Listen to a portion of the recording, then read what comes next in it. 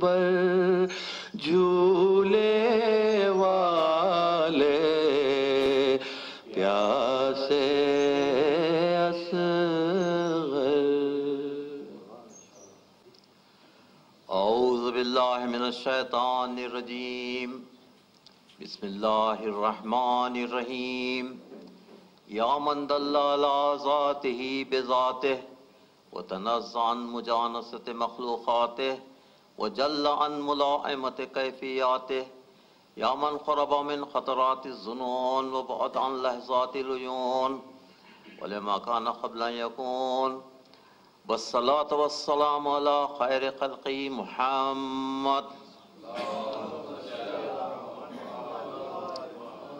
خاتم النبیین و سید المرسلین و رحمت للعالمین و اہل بیت الطیبین الطاہرین المعصومین المظلومین۔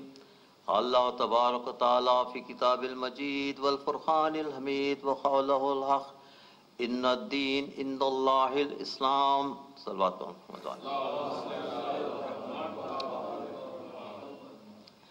دین اسلام اور دین فطرت پر مختلف عنوانات سے ان مجالس میں میں اپنے خیالات کا اظہار کر رہا ہوں۔ آج کی مجلس سے میں تھوڑا سا کچھ سائنٹیفک باتیں، لیکن وہ سائنٹیفک باتوں میں انسان کی عظمت کے مقامات جو ہیں اور وہ آپ کے سامنے پیش کرنے کی کوشش کروں گا۔ تو اس مجلس کا عنوان ہے تخلیق اور ارتقاء، کریشن اور ایولیوشن۔ ڈارون کی جو تھیوری ہے ایولیوشن کی، اور کریشن جو مذہب چاہتا کہ انسان کو خلق کیا گیا، تو کریشن اور ایولیوشن کے متعلق آپ کے سامنے اپنے خیالات کا اظہار کروں گا۔ سب سے پہلے انسان کی جو اوریجن ہے، انسان کی جو ابتدا ہے اور انسان کا ارتقاء، ڈارون کے لحاظ سے یہ سارے کے سارا یہ تخلیقی ارتقاء جو ہے وہ بایولوجیکل پروسیس ہے، اس میں مذہب کا کوئی دخل نہیں ہے۔ تو اس نے اس کو ایک پروسیس سمجھا اور مذہب کا اس میں کوئی دخل نہیں ہے اور تخلیق کی کوئی صورت نظر نہیں آتی۔ اس کے علاوہ دوسرے مادیت پرست جو فلاسفرز ہیں، جیسے فریڈرک اینجلز ایک مادیت پرست فلاسفر ہے، اس نے کہا کہ انسان کی کوئی شخصیت نہیں ہے، انسان جو بھی ہے وہ سماجی حالات اور ماحول کا نتیجہ ہے، سماجی حالات اور ماحول کا نتیجہ ہے انسان جو بھی ہے، اور انسان کی کوئی شخصیت نہیں ہے۔ انسان میں اور دوسرے حیوانات میں ارتقاء کے جو اسٹیپس ہیں اور وہ ارتقاء کے جو منازل ہیں، اسی کا ہی فرق ہے اور کوئی فرق نہیں ہے۔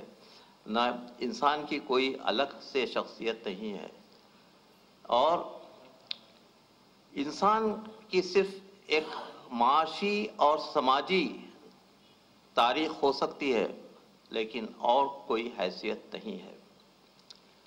تو انسان کے متعلق فریڈرک اینجلز کا یہ حوالہ کہ انسان کی کوئی حیثیت نہیں ہے اور انسان کی کوئی شخصیت نہیں ہے، یہ آپ اگر دوسرے حوالہ جات سے اس کا مطالعہ کریں تو یہ چیز بالکل غلط ثابت ہوتی ہے۔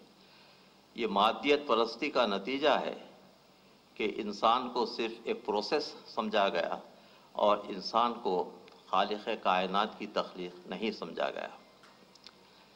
دوسری چیز میں آپ کے سامنے جو عرض کرنا چاہتا ہوں وہ سائنس سے ہٹ کر ہے، یہ ادب سے اس کا تعلق ہے، آرٹ سے اس کا تعلق ہے، جس میں آپ کو پتہ چلے گا کہ ڈارونزم کا آرٹ اور ادب سے کسی قسم کا کوئی تعلق نہیں ہے۔ سب سے پہلے آپ مائیکل اینجلو کی تصاویر پر غور کریں تو مائیکل اینجلو کی تصاویر ڈارونزم کا نتیجہ نہیں ہے۔ اگر آپ ایک بندر کے ہاتھ میں ایک برش تھما دیں تو اس قسم کے اشکال بندر کبھی بھی پیدا نہیں کر سکے گا جس طریقے سے انسان کر رہا ہے اس میں۔ اس کے علاوہ ڈانٹے کا تصور جنت اور جیپنیز فرسکوز پر اگر آپ غور کریں تو آپ کو پتہ چلے گا کہ انسان کی ایک شخصیت ہے اور انسان کی ایک انفرادیت ہے، اور جانوروں میں یہ باتیں پائی نہیں جاتی۔ جو انسان کر سکتا ہے وہ جانور نہیں کر سکتا۔ تو یہ ادب اور آرٹ کے حوالے سے آپ بخوبی سمجھ سکتے ہیں۔ سائنس کا حوالہ اور مذہب کا حوالہ تو میں بعد میں دوں گا کہ انسان کی ایک انفرادیت ہے، انسان کی ایک شخصیت ہے۔ مائیکل اینجلو کوئی دوسرا آدمی پیدا نہیں ہو سکتا، اور کوئی اسی طریقے سے اقبال اور غالب کا جو کلام ہے وہ انفرادیت، اقبال اور غالب کا کوئی بدل پیدا نہیں ہو سکتا، کیونکہ ان کی انفرادیت اور ان کی شخصیت ان کے کلام سے ظاہر ہوتی ہے۔ تو اسی طریقے سے ادب میں اور آرٹ میں اور فلسفے میں انفرادیت اور انسان کی جو شخصیت ہے وہ ظاہر کرتی ہے کہ نہیں، یہ ڈارونزم کا نتیجہ نہیں ہے بلکہ اللہ کی تخلیق کا نتیجہ ہے۔ یہ اللہ کی دی ہوئی نعمتیں ہیں جو انسان استعمال کر رہا ہے، اس میں تخلیق کا حصہ ہے، اور ایولیوشن کا اس سے کوئی تعلق نہیں ہے۔ اب میں آپ کے سامنے بتاؤں گا کہ پھر مذہب میں انسان کی کیا حیثیت ہے، اللہ نے انسان کو کیا بنایا ہے۔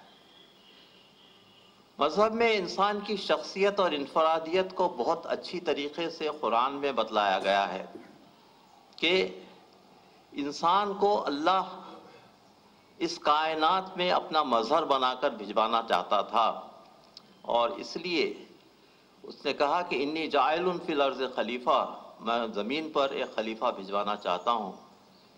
لیکن خلیفہ بنانے سے پہلے آدم کا امتحان لیا گیا، اور ان کو چند اشیاء کے نام بتلائے گئے، یعنی مطلب یہ ہے کہ کائنات کے جو چیزیں ہیں اس کا علم ان کو دیا گیا۔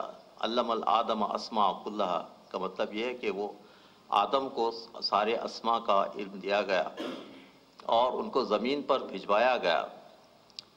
تو اپنے نائب کی حیثیت سے انی جاعل فی الارض خلیفہ، میں خلیفہ بنانا چاہتا ہوں زمین پر۔ اور جب آدم کو علم دیا گیا اور وہ امتحان میں کامیاب ہو گئے تو اس کے بعد فرشتوں سے بھی وہی سوال کیا گیا کہ بھئی تم یہ جو چیزیں جب تم کو بتلائی گئی ہیں تم کا اعادہ کرو۔ تو انہوں نے کہا کہ لا علم لنا الا ما علمتنا انہ انت علام الغیوب، ہم کو اتنا ہی معلوم ہے جتنا آپ نے ہمیں بتلایا ہے، اس کے آگے ہم آپ کو کچھ نہیں کہہ سکتے۔ تو اس کے بعد آدم کو سجدہ کرنے کا حکم ہوا۔ تو آدم کو جو سجدہ کیا جا رہا ہے وہ آدم کو خدا سمجھ کر سجدہ نہیں کیا جا رہا ہے یہاں پر، بلکہ آدم کے علم کی تعظیم کی جا رہی ہے۔ فرشتے آدم کے علم کی تعظیم کر رہے ہیں، خدا سمجھ کر نہیں، بلکہ وہ علم کی تعظیم ہے، اس مقام کی تعظیم ہے جہاں پر آدم کو رکھا گیا تھا، اور آدم امتحان میں کامیاب ہوئے۔ اس کے بعد قرآن میں انسان کے متعلق اور کیا چیزیں لکھی گئی ہیں؟ تو دو چیزوں کا بیان ہے سورہ دہر کی آیت کہ انا خلقنا الانسان من نطفۃ امشاج وجعلناہ سمیعا بصیرا۔ تو سمیع اور بصیر ہونا اللہ کی صفات میں سے ہے، اور اللہ اس کہہ رہا ہے کہ ہم نے انسان کو ایک ملے جلے نطفے سے پیدا کیا۔ یہ مادی حیثیت ہے انسان کی، حیوانی حیثیت ہے، ملے جلے نطفے سے پیدا کیا، لیکن ہم نے اسے سمیع اور بصیر بنایا۔ سمیع اور بصیر کا مطلب جو ہے سننا اور سمجھنا نہیں ہے، اس میں اب سننا اور دیکھنا نہیں ہے۔ سماعت اور بصارت کا مطلب یہاں پر یہ ہے کہ اللہ نے انسان کو عقل سے نوازا، انٹیلیجنس سے نوازا، اور اس انٹیلیجنس اور عقل کی وجہ سے انسان سمیع اور بصیر ہے، اور انسان کو علم کی تعلیم دی گئی۔ سورہ الق کی آیت الذی علم بالقلم علم الانسان ما لم یعلم، ہم نے انسان کو قلم سے تعلیم دی اور ان سب چیزوں کو بتلایا جس کو وہ نہیں جانتا تھا۔ یہ